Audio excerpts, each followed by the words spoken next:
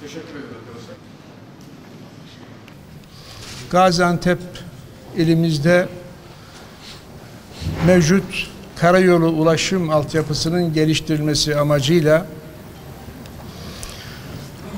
çevre yolu üzerindeki, otoyol üzerindeki ve bizim Güney Tetek diye ifade ettiğimiz Güney Türk Transit Karayolu, yani D400 karayolu üzerinde, ki bu Antep şehrimizin içerisinden geçer, bu yol üzerindeki bazı kavşakların iyileştirilmesi konusunda yaptığımız çalışmalara büyüyen ve gelişen şehrin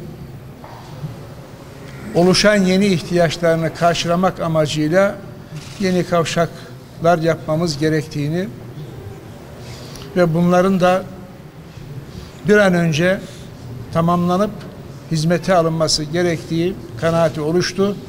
Bununla ilgili idareye, Karayolları Genel Müdürümüze talimatı verdik. Yine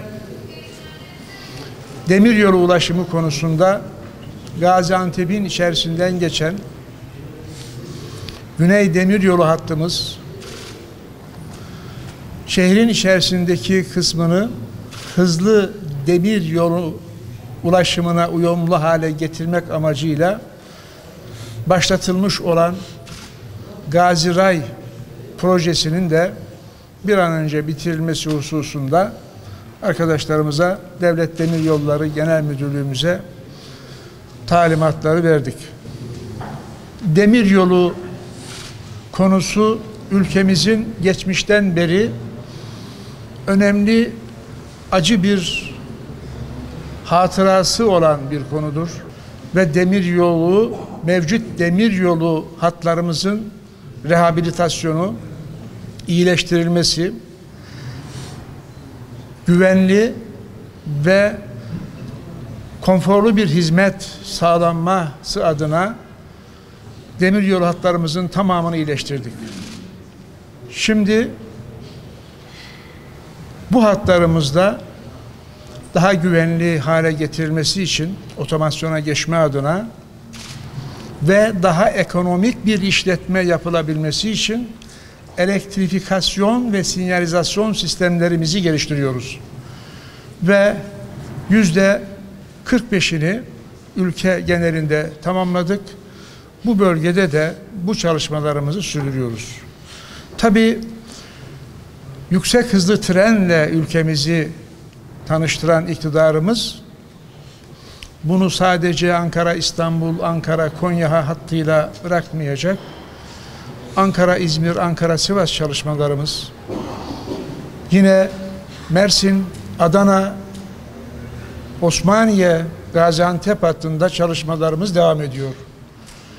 Mevcut konvansiyonel hat şu anda Gaziantep'ten Adana'ya 5 saat 10 dakikada ulaşımı sağlıyor.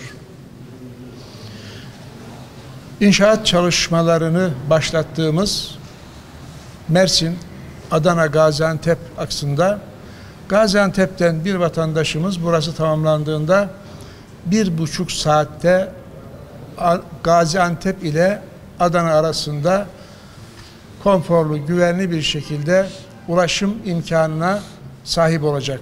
Yine Gaziantep'imizin hava ulaşımında önemli bir görev üstlenen havaalanı ile ilgili olarak terminallerimizi büyütüyoruz. Diyarbakır'dan sonra Gaziantep havaalanımız da körüklü tünellerle yolcularımız direkt olarak terminalden uçağa binme fırsatı yakalayacaklar. 6 adet yeni ilave körüklü sistemi içerisinde barındıran terminallerimizin de çalışmalarına başladık. Bunu sürdürüyoruz. Son dönemlerde bu havaalanının IRS cihazı ile ilgili olarak yazılı ve görsel medyada bazı gerçeği tam olarak yansıtmayan bilgiler, haberler bize ulaştı. Gaziantep Havaalanımızın kategori 2 seviyesinde ARS cihazı mevcuttur ve çalışıyordur. Bu konuyu özellikle burada sizler vasıtasıyla kamuoyuna bilgilendirmeyi bir görev bildim, gerekli duydum. Gaziantep Havaalanımızda birçok havaalanında bulunmayan TET 2 cihazımız vardır, mevcuttur ve çalışıyordur. Havaalanında terminallerin büyütülmesiyle ilgili olarak iş durmuş, iş iptal edilmiş gibi bir söylemde zaman zaman Gaziantep kamuoyunda bu tür konular konuşuluyor. Çalışmalarımız başlamıştır ve devam ediyordur. 2020 yılı içerisinde inşallah bu yeni terminallerimizi yapıp hizmete açacağız. Eski terminallerimizi de dış hatlar olarak kullanacağız.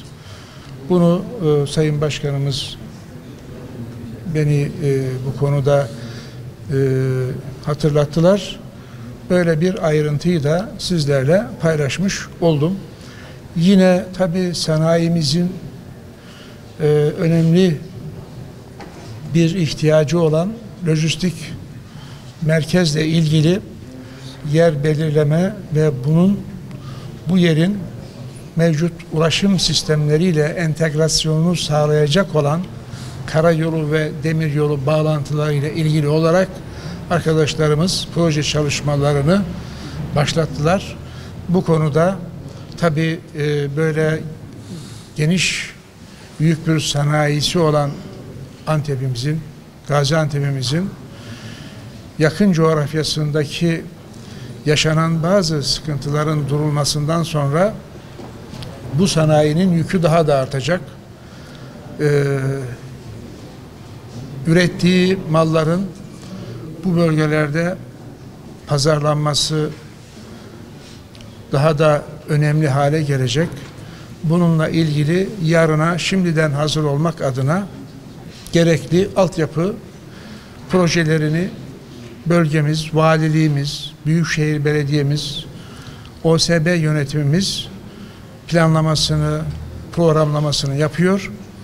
Biz de Ulaştırma Bakanlığı olarak bu tesislerin ulaşım ihtiyacını karşılayacak gerek karayolu gerekse demiryolu projelerimizi üretip hızlı bir şekilde devreye almamız lazım. Teşekkür ederiz arkadaşlar.